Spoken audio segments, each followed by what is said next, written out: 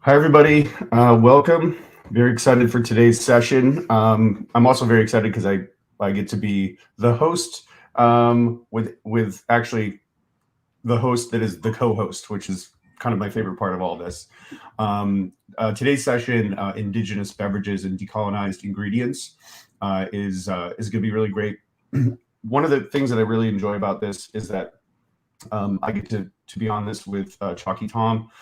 Chalky Tom, if you are unfamiliar, is based in the UK. You should follow her on Instagram. First of all, Chalktails, which is a fantastic name. I love that.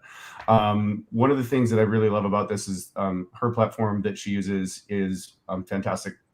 The post that you put up the other day, which I really think everybody should read, is really focused on this month of November, which most Americans celebrate as Thanksgiving. And the post that you put up was beautiful, and it was very well put. It's something that everyone who's American should definitely read and do a little research, find out why exactly this month and the heritage that we're going to be talking about today is really important. And so I'm going to let Chalky introduce our guest today, but please, follow along, ask some questions. I'm here to represent Campari, so I'm here to represent all of our brands. Obviously, we have Campari, Cynar, Averna, Braulio. We have some really amazing brands with great heritage as well. And one of the things that we're going to be talking about today are the ingredients themselves and how to use them in cocktails. And so the thing that I really enjoy about this combination is that all of our beverages started from a point of plants as medicine at some point in time, and then became gratuitous beverages that we drink and we sip on and we share, we enjoy. But the background for all of those beverages is really deeply rooted, no pun intended, in where all of these plants come from and what their uses are. And I think that that's a really, really fascinating thing that we're going to learn today. So I'm really excited to do that. I'm going to pass this off to Chalky to introduce our guests. I just want to say thank you for joining us, and thank you for putting this together. And I'm excited to sit and learn and watch as well. Hi. I'm Chalky Tom. I'm Pomo from California and Walker River Paiute from Nevada. I am an Indigenous visibility advocate in the hospitality and drink space. I'm also the co-founder of Doom Tiki, which we will be renaming next month, a decolonial, fundraising, immersive cocktail pop-up that works with people from different cultural backgrounds to have discussions about cultural empowerment as opposed to appropriation, and really collaborate with different communities dealing with the after effects of colonization to help fundraise and raise awareness for current events. Today, we have Sherman and Lucas Herrera. Chef Sean Sherman is the owner of Owamni, and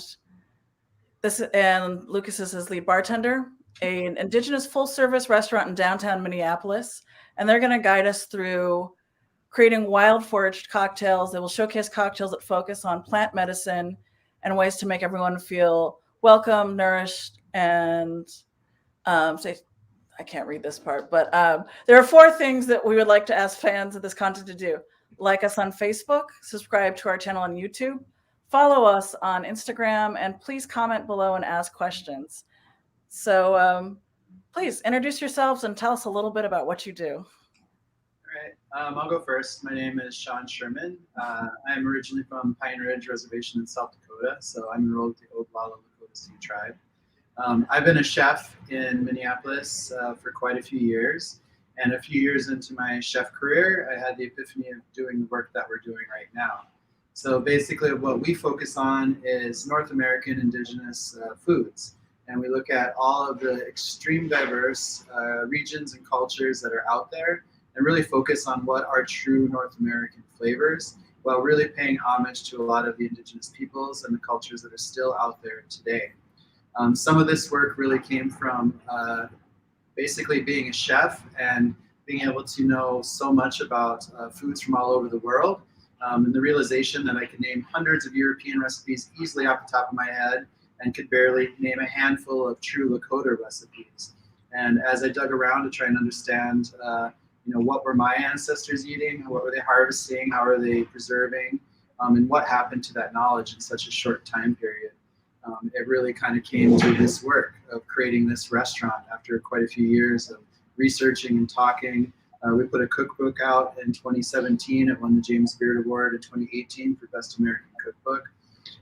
And we just really wanted to focus on that. So the food that we do, we cut out all colonial ingredients. So we have no dairy, no wheat flour, no cane sugar. And in the recipes here at the restaurant, we don't even use beef, pork, or chicken. So we're extremely unique. We're extremely choosy about who we purchase foods from. And our cocktail and beverage list, we are only beer and wine. We chose to only support BIPOC producers. So in the creation of our wine list, we pretty much were able to find almost all indigenous wine, produced wine out there. So again, we're just doing something different. We're very unusual for a lot of people because people call us ironically foreign, even though it's the flavors of where we're standing. And we just wanted to do something that was truly offering a taste of this land space. Our restaurant here, Owamni, is right on the banks of the Mississippi River, right downtown Minneapolis. And it's a really special place because there used to be these beautiful waterfalls that the Dakota people called Owamni. So we took the short name of this living space called Owamni. And this space was so important for the Dakota people that lived here. They named the entire Mississippi, which ranges from here in Minnesota all the way to the Gulf of Mexico, the River of the Falls, or the river of this exact location that we happen to be on. So our restaurant happens to basically be on what is the heart of the Mississippi River for Dakota people, which is our land space right now. And we also pay a lot of homage to another indigenous group that lives around us here and also calls this their homeland, and that is the Anishinaabe or Ojibwe or Chippewa, whichever you may know them as. So our cocktail list, which is actually a mocktail list, we gave all Anishinaabe names for that. And in our food, we gave all Dakota. So even if you go to our website, you can choose between Dakota language or English. So there's lots of nuances of just trying to push a lot of indigenous education forward with the work that we're doing. So my introduction is probably a little bit longer. Sorry, Lucas. But anyways, we have a lot to talk about, which we'll go through in this next hour. And we'll talk about the work of our nonprofit, which is called NATIVS, or North American Traditional Indigenous Food Systems. And we have a nonprofit test kitchen here nearby us that does a lot of work with us called Indigenous Food Lab, and we're happy to talk a lot about that work too. But Lucas, why don't you talk a little bit about what you're doing and what we're expecting to see today? Absolutely. So my name is Lucas. Both my parents are from Mexico. I am a Huichol descendant, and I've been working in restaurants, hospitality for over 10 years. When I found out about Sean's project with Owamni and how synonymous the values of my own career lined up with what they were trying to achieve here, I jumped on board as quickly as I could, and everything kind of has just been clicking into place since then. And when I got brought on, I originally came from like a craft cocktail background, and that was my specialty. So working with non-alcoholic beverages and making them exciting and unique was a little daunting at first, but the more we really delved into what we have to work with and just like the bounty and the variety of different ingredients and applying, whatever techniques in order to get the expression of that ingredient out into a beverage, it just became kind of second nature, and it's been really fun since. So yeah, we're going to talk about just a few of the drinks that we feature here and some of the ingredients that are regularly on hand for us to work with the beverage program here. Fantastic. I really like that you've created a unique program for no ABV beverages. I think that those are really important to offer, and I'm really excited to hear about more of what you've done for this. Great. So, where would you like to start? Well, I can talk a little bit about the work and what we do and how this was kind of born, which I kind of went over slightly, but there's a lot more to it. So I guess we can take it from there. Does that sound good? Yeah, and then I had one question just pertaining to all of this, but Yeah. I know that like you know, as someone that's a little bit older, like now that I'm in my 40s or whatever, you know, coming across other indigenous foods wasn't something that was as common. But how big a role do you think that that technology and like TikTok and all of these like other channels that indigenous youth are using, how big of a role does that play in like moving these movements forward and introducing more of our traditional foods?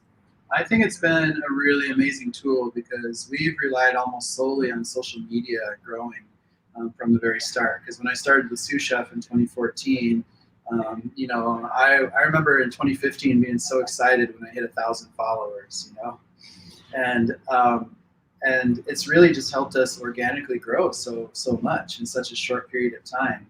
We did a Kickstarter in 2017 to raise money for the restaurant. And it took us quite a few years to utilize that, but you know, we had so much support.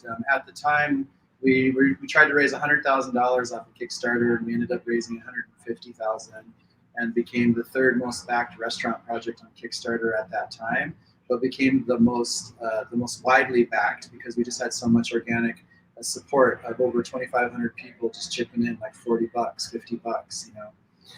And it was really cool to be able to see that all stemming from just social media. We weren't doing anything but just throwing it out there, and you know, so it really helps a ton, especially with these new platforms that keep popping up, like TikTok, of course. And it just opens up a whole new world for people to start looking and experimenting.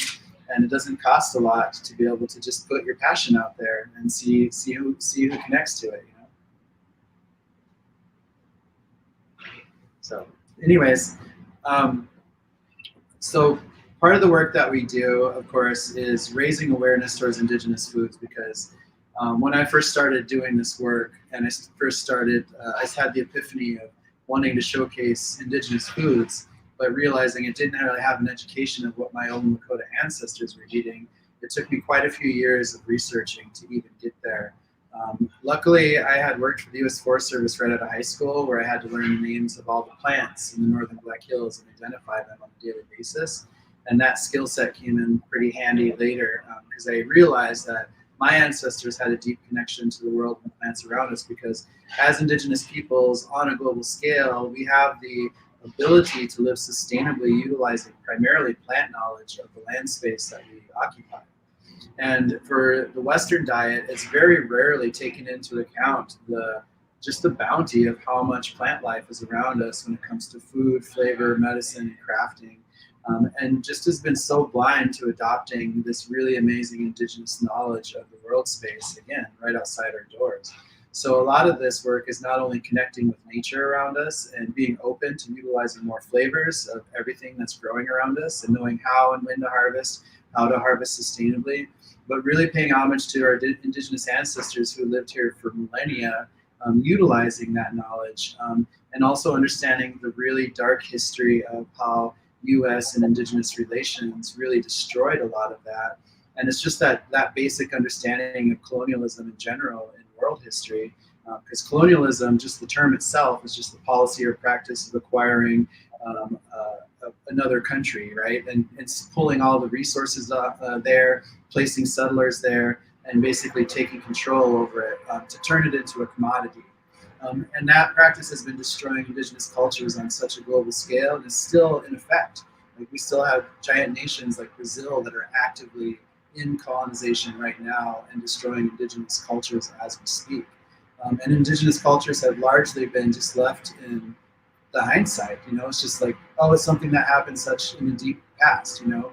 But as indigenous descendants and ancestors and peoples, like we are still here. We have such valuable knowledge that we can reclaim, and we're able to do this through food and through knowledge and through education. So just the practice of actually doing this was one step. The practice of taking the time to research and put all this into words and write down philosophy was another big step. And then actually having a space to practice this on a daily basis is such an amazing piece too. And we've only been open for about 3.5 months. We opened in mid-July this year. And 3 weeks ago, I think New York Times named us one of the top 50 restaurants in the entire nation. Congratulations. Thanks. And we were named Restaurant of the Year from a local magazine here in Minneapolis. And we're just getting a lot of accolades. But again, it's fortunate and unfortunate of how unique we are, because we are showcasing something that just hasn't been done here, unfortunately. But there should be Indigenous focused restaurants in every space across North America to showcase the cultures of those particular land spaces. Because there's still 573 tribes across the US, 622 in Canada, and over 20% of Mexico identifies as Indigenous.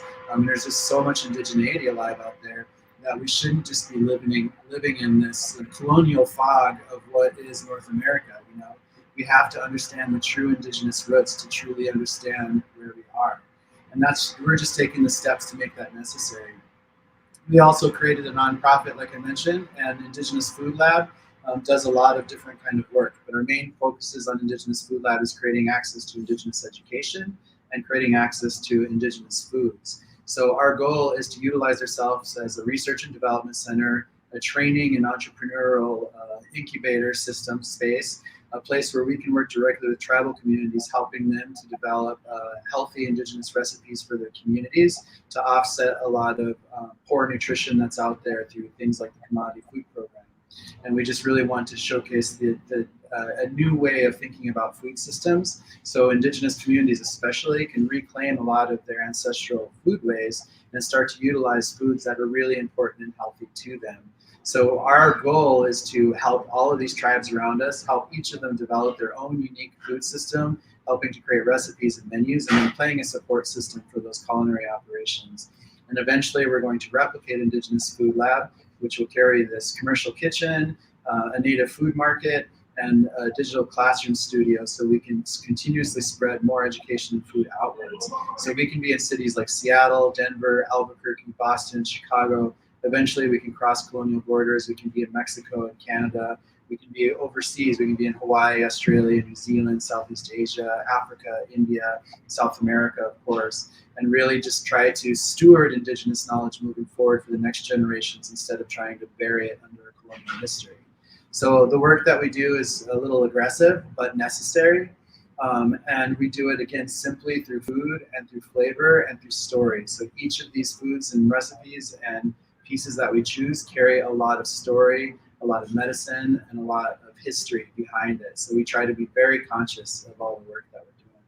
So Indigenous Food Lab, right now, one of the pieces that we do is we process so much nixtamalized corn. So we're buying corn from different Native nations. We get a lot from Four Corners area. We get a lot from the Pima group down in Arizona. We get a lot from some friends at Owamni. We work close by with some native farms here in Minnesota. And we're processing all this corn into nixtamal. And then we're selling the nixtamal in masa form or tortilla form to the restaurant. So the restaurant is always supporting our nonprofit.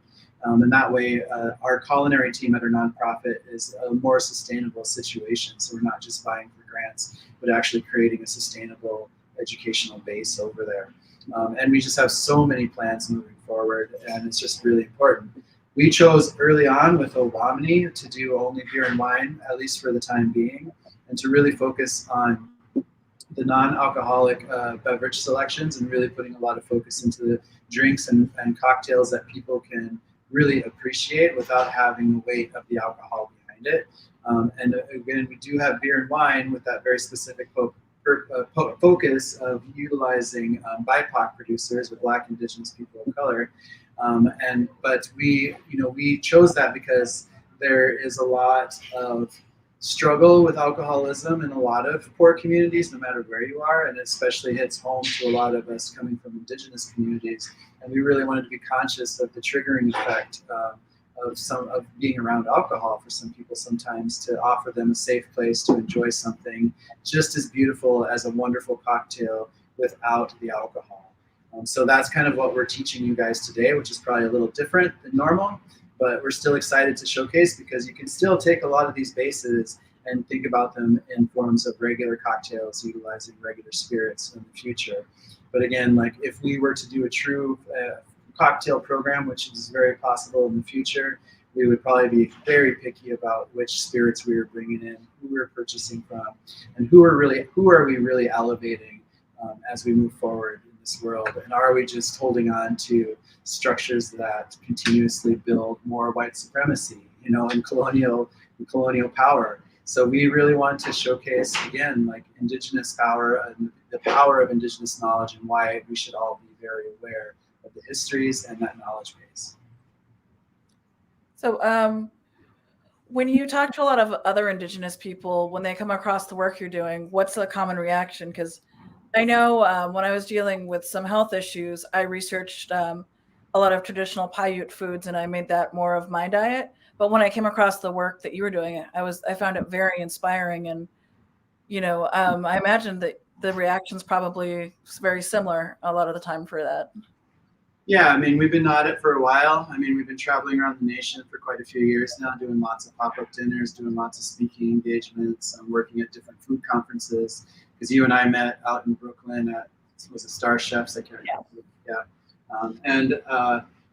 So I feel like it's really gotten out there really well. We have a lot of big supporters, like I mentioned, and people are really excited. And we're just trying to figure out how can we help get this out everywhere. And that's our main goal, is just blasting Indigenous foods out there for everybody to enjoy, and especially in tribal communities where we struggle from so many nutritional issues, there's, because where I grew up, we have some communities that have upwards to 60% type 2 diabetes because of the foods that are available to people. And we want to make a positive change for that moving forward. So we really focus on food as medicine, and we really focus on health. With everything we do, and especially cutting out those colonial ingredients of dairy, sugar, and flour. Like, our food becomes so low glycemic and just really clean burning. And there's so much more plant diversity within our food offerings than the typical restaurant, even though we've eliminated a lot of things, So I think it's really powerful. I think people are really excited about learning more, and we're just going to do everything we can to help continue that path. Cool. I mean, I think, are there any interesting ingredients that you've come across that you didn't know about? Like, when I discovered cattail flour when I was in Maine, I had no idea that you could do that.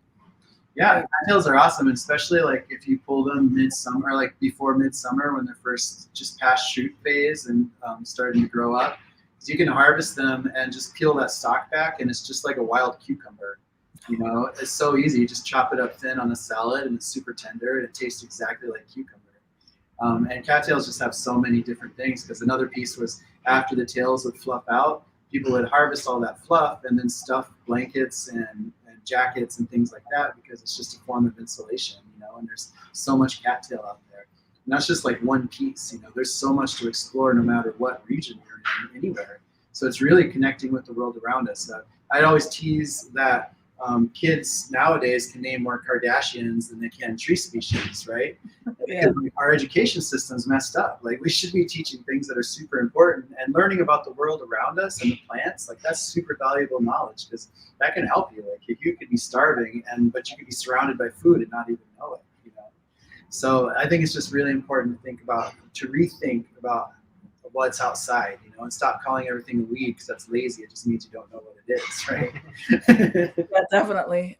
We've been taking the time to learn some of the true native names for the plants. So one thing we did where we are, our restaurant is built on a brand new park inside Minneapolis on the riverfront.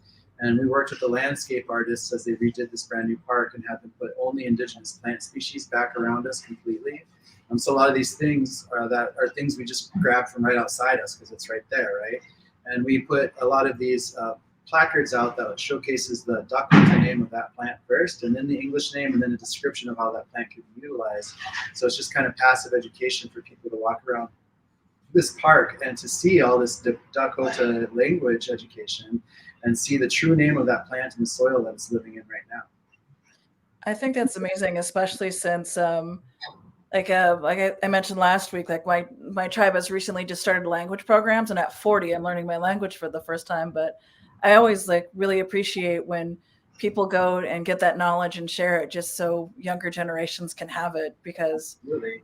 I wish I had grown up with it more so, but I'm glad that there's more opportunities and there's more programs to utilize, including our languages in everything that we do. Absolutely, because we have to look at the struggles of our parents and our grandparents and even our great grandparents, because the suppression that they went through to making it illegal to celebrate some of our languages and religions. As Indigenous peoples here in North America, we couldn't even openly celebrate our own religions until 1978, which was well within my lifetime, right?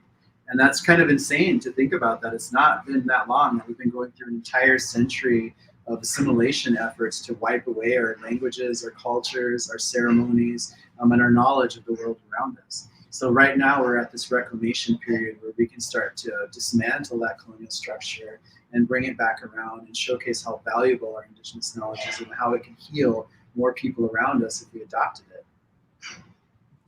And not just the people, but the environment as well. I mean, I'm sure we've all been familiar with the different, just like the wildfires on the West Coast, and how they're actually starting to implement the Indigenous ways of like fire control. It's like, of course, the Indigenous communities here have the answers to these like problems, because they've been living here and understanding the way the land works for generations beforehand. It's They figured that out in Australia as well. There were similar techniques that were there before. And I remember when I was growing up in California, every year there'd be the fires, and every year it would rain, and like people's mansions would slide off of the coast and into the water. I was like, well, we didn't live there for that reason.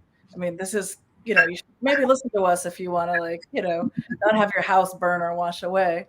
But, I think, especially in regards to like land, it's just like that balance that we kind of, even though we're all very different nations, we all kind of have that kind of cultural thing in common, is just kind of living within balance and, giving and taking as much is just part of everything we do, I think. So can you tell me a little bit more about your zero ABV cocktail program? And yeah, why don't you want us to start mixing a couple and talking about it as we do it? If that works for you, I love that. Yeah, so Lucas, I'm gonna let you take center stage there. Absolutely. And why don't we just talk about which drinks we're doing first off, and then we'll start one by one. Yeah, absolutely. So I pulled 3 off of our zero proof cocktail list, and these are actually, so we wanted to work with the seasons. So these are off of our fall menu, which feature a lot more earthy fall notes. But first is going to be the Bage-san, which is Anishinaabe for plum. We take plums, cinchona bark, vanilla burdock root, and some birch syrup. We mix that all together and basically boil it down. And then we puree the mixture and strain it to get the concentration of the flavor out. And then with the addition of soda water to basically stretch out those intense flavors, it's kind of how we approach each one of our drinks. We just use some simple garnishes on things as we're kind of going through, so it's kind of hard to see wherever my camera is, but but we just, it's just like taking a slightly different approach, but just using clean flavors, and again, cutting out completely like cane sugar, right? We don't have anything, so we use a lot of agave syrup, we use a lot of fruit syrups, and we use a lot of maple and birch and pieces like that, and even box elder syrup. So a lot of tree syrups, a lot of plant syrups, a lot of fruit syrups, and that's what we use, and things that are around us. So part of the way we've worked is trying to make food taste like where we are. So when we're making dishes, whether it's cocktails or foods, we think about where we are. So we have crab apples, we have wild plums, we have wild gingers, we have things like the birch, the aspen, the red cedars, the white cedars, the balsam firs, all of these flavors that are just around us, bergamots, hyssops, for like licorice and things like that, wild mints, sumac for sours. There's a world of flavor right outside our door, and it's really not very hard to utilize that throughout the entire year. And part of the work is working directly with a lot of farms and foragers and having them bring a lot of these things into our kitchen so we can preserve them and use them for the whole year, because we still have a whole bunch of bergamot flower heads and pieces like that we've got, over midsummer time, where during the midsummer, this stuff's everywhere. You see all these beautiful purple flower heads all over the place. And then we just take the time to like dry tons of them out, so we are able to utilize that flavor source throughout the whole year. Things like the sumac and like the cedars and the conifers, they're with us all year round, so we can always just go outside and harvest that. Because here in Minnesota, I don't know where everybody else is at, but we've got about 5 months of solid growing and harvesting months to get everything. And then we've got about 21 months of winter to deal with right after that, which is where we're walking into right now. So we're trying to be prepared. So what's the sustainable way to get all these tree syrups? Do you have a system set up, or are there foragers that you work from? It just comes really fast, because where we are, we live with a lot of sugar maple. We have a lot of birch trees all over the place and a lot of box elder. So we try to tap as much as we can. And sugar maples are great because you get so much, it's such a high sugar content in the sap that you don't have to cook it down that far. I mean, you still cook it down a long ways, but compared to like cooking birch sap into syrup, you have to, it's like 95% you have to evaporate, to get to a syrup form. Maybe 90 if you're lucky, if it happens to be a sugary year or whatever it might be. So, but it's just being aware, so it's a big thing, especially for the indigenous peoples that lived here for so long. Sugar season and sugar camps are such a huge part of it, because it's also like the start of the new food season, because we go through those long 21 months of winter, like I said, and then we finally hit maple season. And we know at maple season, that means the ground is thawing, the trees are thawing, and things are starting to flow, and life is about ready to return. So right after maple season, we'll start to see the first spring plants coming out, like the ramps and the fiddleheads and pieces like that, and the forests start to wake up. And then we have to be on our toes the rest of the whole growing season, because things come into fruition for like 2 weeks and they're gone. So it's just staying on top of the seasons and being in tune with nature around us. Especially ramps, they always just seem to go by in a flash each year. Yeah, we have a ton of them around us, though, so they're really nice. And again, trying to teach people how to sustainably harvest things, so they're not just ripping up entire colonies of things and destroying them, but actually knowing not to take everything, to leave some things around, and just to don't take all the bulbs, because if you pull the bulb out, then there's nothing left to grow, So just take a ton of tops and a few bulbs, and it's still great, because the tops are super flavorful. So we have tons of dried ramp tops that we use for dried onion powders and seasonings and stuff like that. And they're all over. So, and they're more around the forest than we can even harvest. But again, some people don't know what they're doing, and they just rip up an entire forest because they can make some money off of it. Then they leave nothing behind, and nothing grows again. How do you suggest that people that are interested in foraging seek it out? There's obviously so many resources out there. There's a lot of local foraging guides, no matter which region you are. You just have to seek them out. There's obviously a ton of TikTokers out there. There's a ton of social media posts. There's a ton of great books. I use an app where you just literally point it at a plant, and it'll pretty accurately tell you what it is, and then use that as some place to research from. And again, like, you just start learning. Like, you just learn a few plants every year, and you'll remember those, and you learn a few more the next year. Like, you just have to start doing it. But get outside and just start, picking some plants, and but being very careful. Like, you don't want to make a poison ivy cocktail if you can avoid it.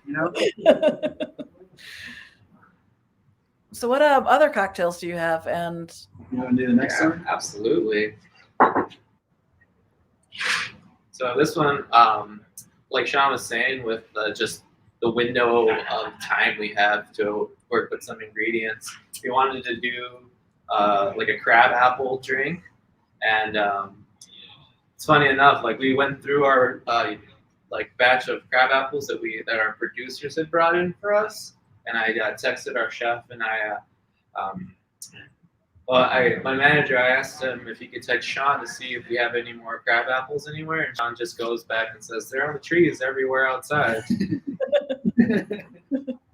But we decided just to kind of do regular apples and cranberries for this one. So it's essentially like a Collins type drink. We make this really awesome. We found that balsam fir kind of has this like lemony, like really high in the, like, it's like a floral lemon flavor when you steep it down. and it's just really awesome. It's kind of got these little branches, Yeah. these thin little pine needles. So it's kind of hard to see, but you can always tell about the fir trees because they're flat. They kind of grow flat needles, you know. But and they look like, I mean, if you learn the difference between some of the conifers, you can easily tell spruce and pine and cedar and juniper and fir trees apart. So like where we are, we basically live in a balsam fir forest just a little north of here. And if you're out further west, then you'll start to see a lot more Douglas fir, for example. You know, but there's just so many tree species. But even in dry form, you just have this aroma of like forest floor, you know, and it's got a little earth, a little citrus, like you said, and just that flavor. And that aroma really bleeds into everything. So we use a ton of the fir and white cedar especially. We just love the white cedar so much because it's got so much just rich flavor. You know? Absolutely. So we use the balsam or the white cedar all the time in braising meats and making stews and stocks and all sorts of liquids. So when we first started years ago with our food truck, we had no sodas or Gatorades or anything like that because we don't use processed foods, which includes those beverages. So we're just making cedar and maple tea, literally from just the forest around us, you know. So they're good food. They're good food costs too because they're right outside. What's the app that you use to identify the plants? Somebody had a question. The one that there's a few of them out there. I use one called Picture This. I think it's like $20 a year. It's worth it for me because I'm outside a lot. So I use it all the time. I think it's well worth it. I use the same one for my carnivorous plants that I grow. Oh, nice. Yeah, it's cool because I mean it gives you so much information, you know, and they keep getting bigger and better. So it's just nice to have because you have any doubt, you just take a picture, you're like, oh yeah, that's what that is.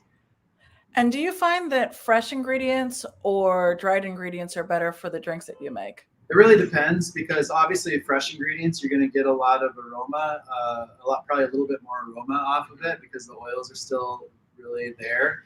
But the plants actually are better nutritionally if they're dried out because the cell walls break down when they're dry and they bleed out a lot of the nutrition, just like the vitamins and things a lot faster and easier and make it more absorbable for your body. So you're actually healthier for you to dry things out, especially when you're doing things like nettles and stuff like that to really unlock the potential for some of those herbs. So it's a little bit of both, but it's also just, you know, preservation because I think about like my ancestors who were living out on the Dakota Plains, you know, for centuries, right?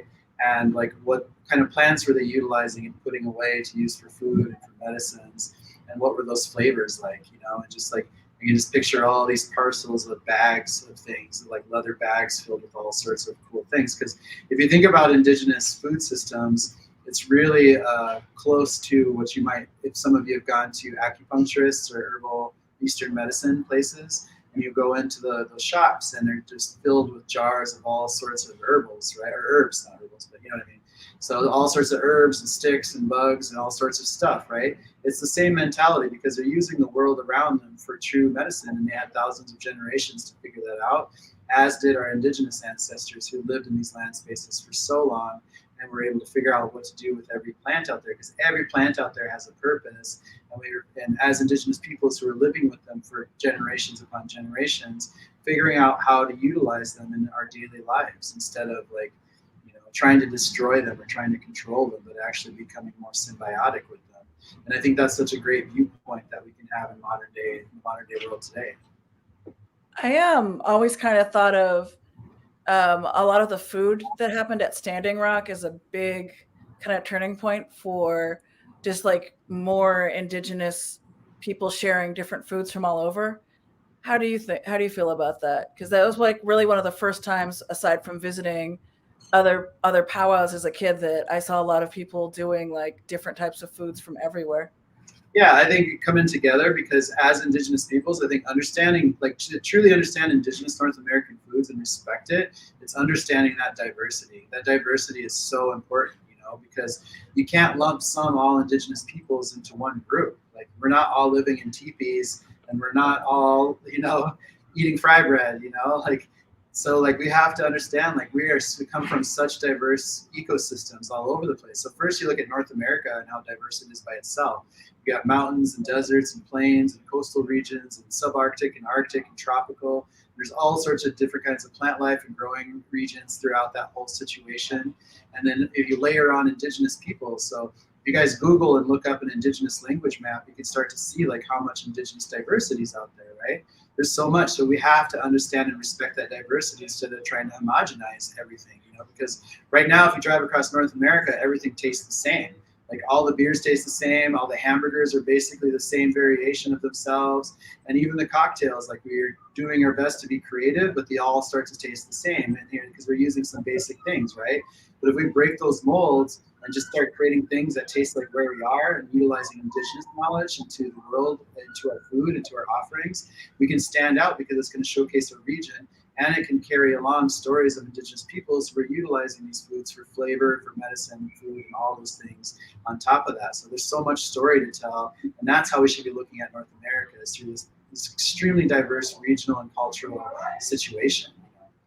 So one of the things that I always bring up too, especially when you're working with foraged ingredients that have medicinal properties, is just how do you make sure that, like, one of the cocktails I did has corn silk syrup, and that's a diuretic, and I needed to make sure that, you know, it's only utilized in X amount because, you know, that can be dangerous. But how do you help maintain safety when you're using these ingredients? Like, how does that play into how you do your food and drink programs? Some things, like for example, the red cedar, which we have right in front of us right here, that one can be really potent if you cook it down as a medicine, especially with the oils, because people are utilizing that to induce childbirth. You know, it can be really strong.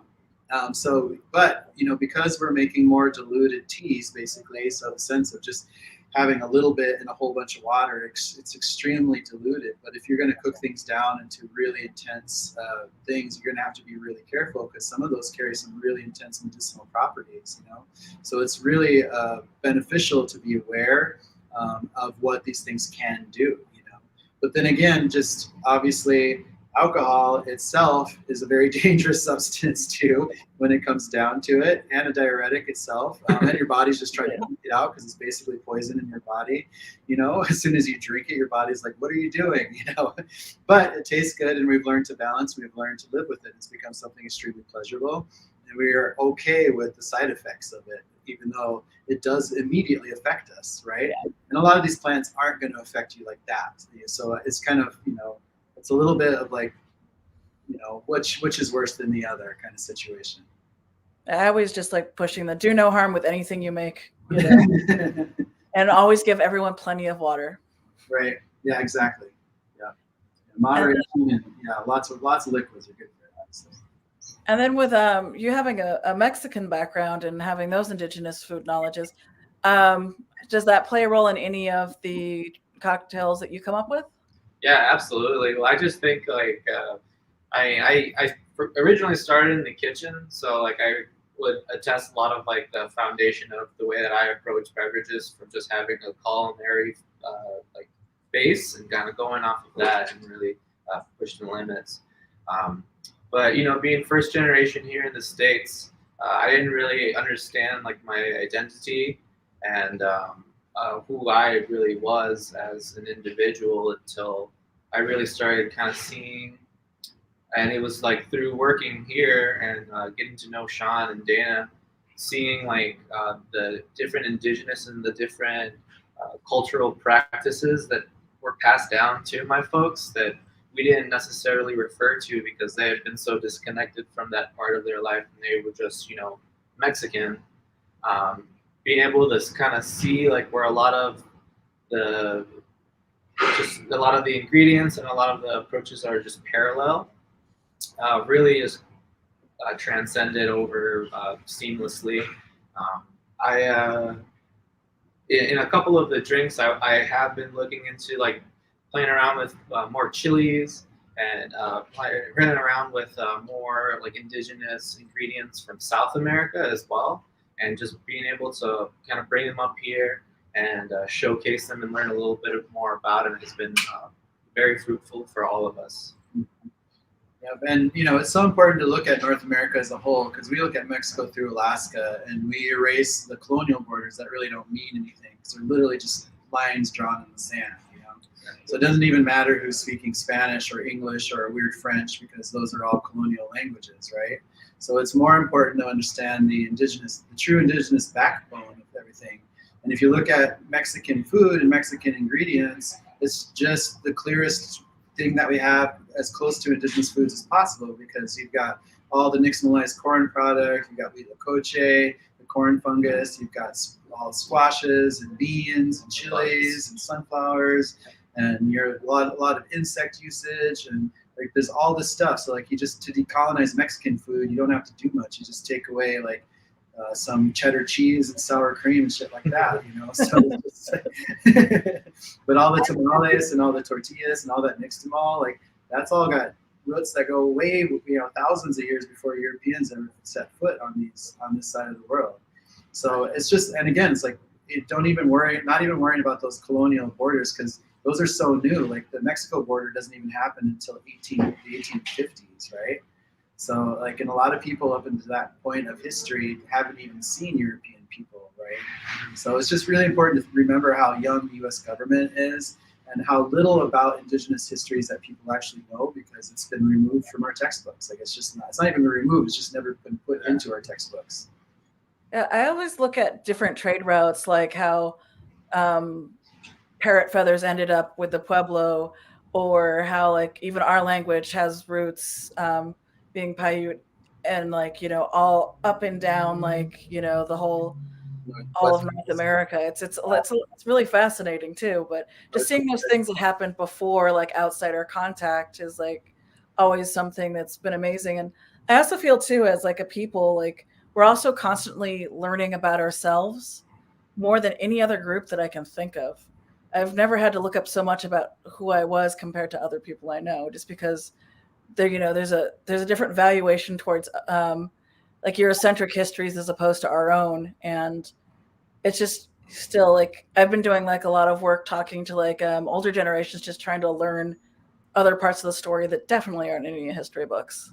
Absolutely. Yeah, I mean, there's so much, again, because so much of our history was deliberately removed, and still is. And, still today, like we're in danger. Like the state that I grew up in, South Dakota, like the governor just wiped away a whole bunch of indigenous curriculum off the textbooks to kind of re-whitewash a lot of that history, to kind of, again, like strengthen their last little grasp of power, So it's so dumb, because you can try and hide history, but it's still there, It's still our history that we all dealt with, So there's no point in hiding it. We should just be aware of history and just try to be better as humans in general moving forward, and know that there's so much to learn from indigenous cultures that we haven't taken the time to as of yet. And can you tell me about, you have one more cocktail for us, right? Absolutely. These all look really delicious, and all the food you're talking about makes me need to go to your restaurant as soon as I can come stateside. Yeah, please do. So it's a beautiful, beautiful location. I wish you guys could see outside, because we're literally right on the Mississippi River. Our restaurant's on the second level, and we have a green roof patio, and it all overlooks a patio below us, and the river is right there across the street. So it's a gorgeous site. There's a lot of amazing history. You want to talk about this one? Yes, absolutely. This is actually my personal favorite of them all. And again, just very simple. That's a beautiful color. Just we're playing with what we've got, what is just the vegetables that are from this area and that we grow around here. We get these really gorgeous carrots in, and so we wanted to put a carrot cocktail on the menu. And so this is essentially just a tea base that we use the bergamot, some mint, and chamomile flowers in. So we'll make just a really strong tea. The bergamot flower is definitely like the star of the tea base, and it's got this like really nice floral, almost pungent sort of flavor. It gives it like a lot of tannin, a lot of astringency, which I feel like that's unique in a lot of the drinks. Is we not only think about like flavors, but like how is this going to affect the mouthfeel? How is this going to basically add up so that the person drinking it knows there is no alcohol but couldn't guess. And with the bergamot being so intense, I've actually had a few people kind of doubt that there was any booze in it. But and that's what's great too. And like Sean was saying earlier, and what a lot of people really appreciate about the program is the overwhelming selection of NA options. And it's not just the zero proofs, it's our non-alcoholic switchels, which are like this old apple cider vinegar soda that's super delicious, but not many people know about it because it's another thing that's just starting to really to get a lot of momentum. And a lot of people in recovery, or a lot of people who are kind of over this, like, let's slam back cocktails and get hammered, have been really, really appreciative of the effort that we're doing here. And I think that it's something that you're only going to be as good of a cocktail bar as your zero proof menu is, and it's going to be you're going to need both of them really. And I personally think that that's a great step in the right direction, is being able to provide inclusivity for people who choose not to partake, for whatever reasons they might have, and like I said, it's just been like an overwhelming amount of appreciation for it. So go ahead. Yeah, and just trying to be more creative, so it's not just cranberry cocktail with some lime, but like, just like so many places just sell sugar water. So like, why can we not be more creative? And like, it doesn't always have to be just booze and sugar water. Like, we could come up with all sorts of things, to be creative with. So I look forward to the day when we do decide to move into a true cocktail form. And we are going to be able to find some really amazing selections to build some really true craft cocktails, but we're already building this really beautiful base and knowledge of trying to utilize these flavors that are a part of our natural world around us, and we're mostly experimenting with just the flavors of right where we happen to be around these Great Lakes, and we have all of North America to continue to play with. Yeah, I mean, I noticed that like a lot of other nations that I visit, everybody has their own version of a tea that they drink, so like there's the Dene teas, there's like different corn drinks that I've had. So I really like what you're doing with this, and I like that it's a step beyond like seltzer and maybe a juice, or just something that's like a lot of sour. And as much as I appreciate the distilled non-alcoholic category, I really like what you're doing here, because it's something that I don't see enough of. Awesome. But do you guys want to, is there any questions that we should be answering? I haven't been really following, so I've been kind of answering them as we go, but yeah, if anybody has any questions for us, we're happy to say, because we have a few minutes still, and we're happy to talk about whatever you guys might be interested in. I'm not really sure who's out there, because I'm not really watching that part. Yeah, I mean, I find a lot of times when you're an Indigenous presenter in this kind of category, people don't know what to ask, and I always like to just ask away, be thoughtful and ask away. Right, totally. But can you tell us some more about some of the programs that you're working on as well, and how people can get involved and support them? Well, we have a lot of programs moving forward with our nonprofit, so we've done a lot of support there. We formed last year in physical form right after the George Floyd incident happened, because where the Indigenous Food Lab is right on the main street where all the destruction happened after the social uprising, actually during the social uprising. So it took us a few days before we could even get back in our kitchen, and then we were under National Guard lockdown for a while. But we wanted to really help our community, so we started just getting a lot of food out there. We were doing 400 meals a day, and largely getting food out to homeless encampments that kind of exploded around us. And then as the winter came around and we were still in pandemic, we started sending food out to 9 out of the 11 tribes across Minnesota. In our little kitchen with 20 employees, we were sending out 10,000 meals a week out of that little kitchen. Wow.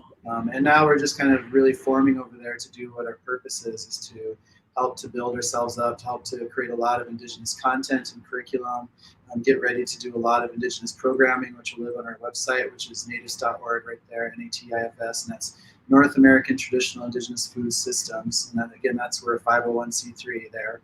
But expect to eventually see Indigenous food labs in cities all around the nation doing the same kind of work.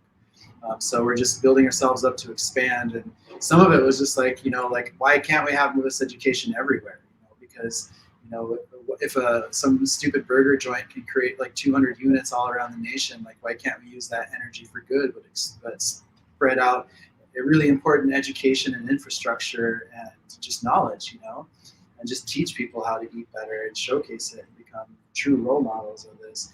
And this restaurant here at Owamni, like we're just proof of concept that a restaurant like this, like a decolonized restaurant, can exist in this world and do well and have limitless options for creativity.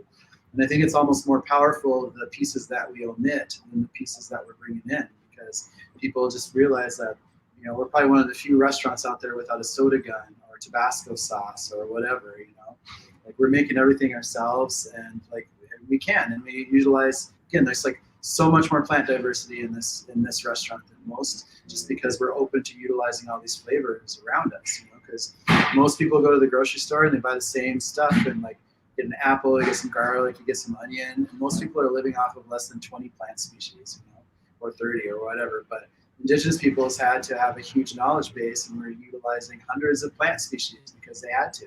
And it also becomes pretty awesome to have that huge giant pantry to pull from. And then I had another question too. Could you speak a little bit more about the Indigenous wineries and breweries you found? So we were able to find 3 different native wineries out in California. There's Twisted Cedar is the big one. The big one.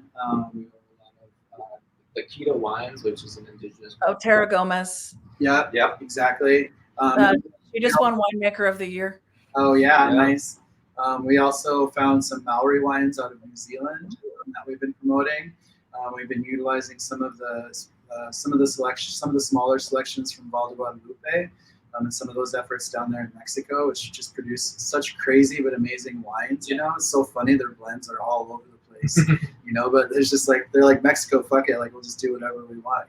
So it's so funny. Yeah. And the Mexican wines have been a huge hit, especially here where we got a lot of people come in. It's like, I've never had Mexican wine, and they try it and they love it. And we're really like one of the few restaurants in the Twin Cities that carries Mexican wine, period. But we also offer such a big selection of the different portfolios that they have, and it's been really cool just to dive into that. And again, our main focus is BIPOC, so we were happy to support and showcase any BIPOC producer that's out there.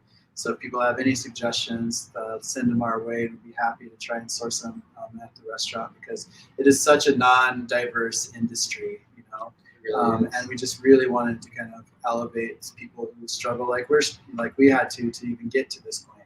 So we're kind of all in this together.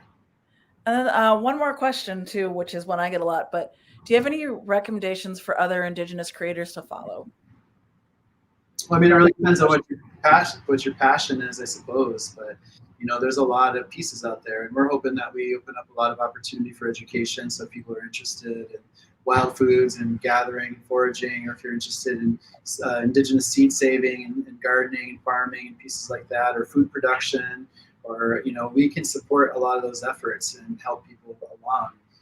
But I think there's just so much opportunity. Every single region needs an Indigenous food business, and there's going to be a demand for that. So I suggest people interested in that sector start working, and people are more than welcome to come and train with us at our food lab. They can reach out to us and we can help support Indigenous entrepreneurs, or they can just come and try the restaurant and see what we did, and hopefully they just take some thoughts and take it with them to wherever they might be.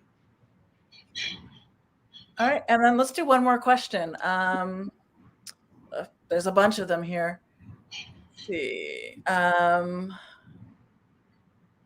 Again, do you source your beer and wine directly through producers or through distributors? Well, I mean, we have local distributors here in the city, but the beer scene's pretty crazy here in Minneapolis, like it is in a lot of cities, obviously. So I think there's 70 breweries around Minnesota, and we were only able to find one particularly BIPOC-owned, which is a Mexican-owned brewery here in town that we utilize a lot. But there are some BIPOC beer, there are some producers, so we support some friends who are allies, of course, in it. But again, it's tricky. Again, like they're really non-diverse industries, and we just really feel, we want to empower people that are trying to walk into a very non-diverse industry. So we want to support those groups if we can. And there's a lot of breweries that also have been making that conscious effort to actually extend invitations to people, like POCs, to different folks who do not essentially represent the current industry, to give them the opportunities to train, to teach, to bring them into a world that has been so white male dominated for so long. And I think that in the coming 5-10 years, there's going to be a lot more POC owned breweries. And I mean, you were talking about the distillers out west, the indigenous people who are in distilling. I think I'm so excited for all of that, because there's nothing really stopping us from tapping into that industry. Yeah, there's just a lot of room to grow. And our ethics, even on our food side, like we purchase from indigenous producers first locally and then nationally, so we're able to get a lot of food product right there to build our menus off of. Then we just support our local food scene, because we have a lot of amazing growers around us, and supporting your local food scene is so important. So like we have a US Foods account, but we don't actually need any other food, because what we do need is just like supporting our local food system. I think the pandemic showed us how weak we are when it comes down to it, like how easily these systems can fail. But if we were supporting our local foods, people wouldn't have to worry about where their food is coming from, because they would know the growers, And that's how we felt when we were doing the George Floyd meals last summer. A lot of people were struggling to get the foods they were used to, because they're all using those big box trucks. We never had to worry about it, because we were just helping out our local growers. I mean, we moved a semi of duck for one of our friends who's raises poultry, and we were just processing all sorts of farm vegetables and everything, and making sure that the monies we were raising through a nonprofit were not only going to help and support these people who also lost a lot of business because all the restaurants shut down, but also turning all that food into something to give it to people that needed food. So it's just thinking things differently. Well, thank you so much for your time, and this was really enjoyable, and I'm glad I got a chance to virtually hang out with you, which is a lot better than a quick introduction at Star Chefs a few years ago. But thank you so much, and this has been very inspirational, and a lot of people have had a great reception to this. So, Daniel, you're back. Hey, I was here the whole time, but I know I was watching. It was amazing. Yeah, thank you both so much, and just like Taki, I can't wait to get over there. I was looking at your website and your menu, and everything about staff wages and equity that you're doing there looks really fascinating as well. So I think that's also a very important thing for people to realize as we are reopening and people are going back to bars and restaurants. There needs to be greater attention on that for everyone. And I think as the industry that suffered probably the greatest the entire last year and a half, there hopefully is more awareness for that. So that's really amazing. So I'm excited that you guys are involved with that too. So thank you. Awesome. And Chucky, thank you for hosting and allowing me to watch and learn and listen. It was really great. Thank you. Well, Portland Cocktail Week has been really cool about putting this programming together. So do you want to close this out with the official script, or should I do that? I'll let you do it. You've done a great job so far. All right. If you've enjoyed this class, please hit the like or love button and show some love in the comments. If you want to see more Portland Cocktail Week classes like this one, follow Portland Cocktail Week on Facebook or on YouTube. We're also at PDXCW on Instagram, and you can find out what's coming up next there. And thank you so much. Awesome. Thank you all. Thank you. Thanks everyone for tuning in. Thanks a lot, y'all.